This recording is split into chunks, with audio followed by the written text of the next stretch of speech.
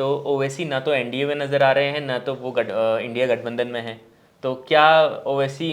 कैसे देखा जाए उनको? ओवैसी की राजनीति इस समय जो है, अगर जैसे आप ऑपोजिशन अलायंस में जाते हैं तो ऑपोजिशन अलायंस में जाने का मतलब है कि कांग्रेस के साथ में जाना। कांग्रेस के साथ में जाने का मतलब है कि अपनी राजनीति पर जो है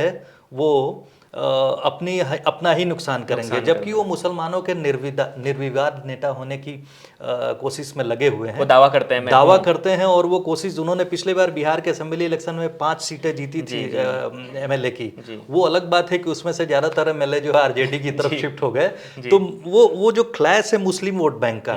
वो दिखाते ये हैं कि हो सकता है कि उनका किसी टैसिट अलायंस हो जाए किसी पार्टी के साथ में, कि अंदर अंदर जो कहते हैं कि अंडरस्टैंडिंग हो जाए। लेकिन अगर वो अकेले होकर नहीं लड़ेंगे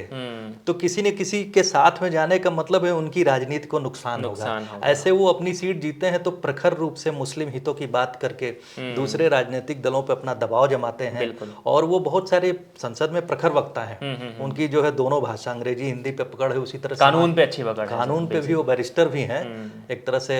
बड़े एडवोकेट है, सुप्रीम कोर्ट में भी प्लीड करते हैं, और कॉन्स्टिट्यूशनल एक्सपर्ट भी हैं। तो इस तरीके से वो अपने अकेले दम पे जो मुस्लिम हितों की रक्षा करते हुए जो उनके मुद्दों को उठाने की बात करते हैं, तो उनका कद उसमें ज्यादा बड़ा बनता है बनस्पत किसी पार्टी के किसी के साथ जाएंगे, कांग्रेस के साथ जाएंगे या एनडीए के साथ तो आएंगे नहीं वो तो। लेकिन अगर इंडिया अलायंस में आते हैं तो नुकसान ओवैसी को सीधे सीधे हो सकता है हर राज्य में। मतलब हर राज्यों में उनका जो परंपरागत वोट बैंक है वो कहीं, जबकि वो जीतते तो हैदराबाद से ही, तेलंगाना जो कि उसमें वहीं से जीतते हैं, लेकिन उनके लिए जो है अगर वो कंसोलिडेशन की बात करते हैं, चूंकि वो क्रिटिक बहुत जबरदस्त है कांग्रेस के भी, उनका मानना है कि कांग्रेस ने मुस्लिम जनमानस का बड़ा नुकसान किया है, उसको सिर्फ वोट बैंक के रूप में यूज किया है, जो कि सत्य भी है, जो कि सत्य भी। लगातार कांग्रेस ने मुसलमान, जैसा कि कांग्रेस पे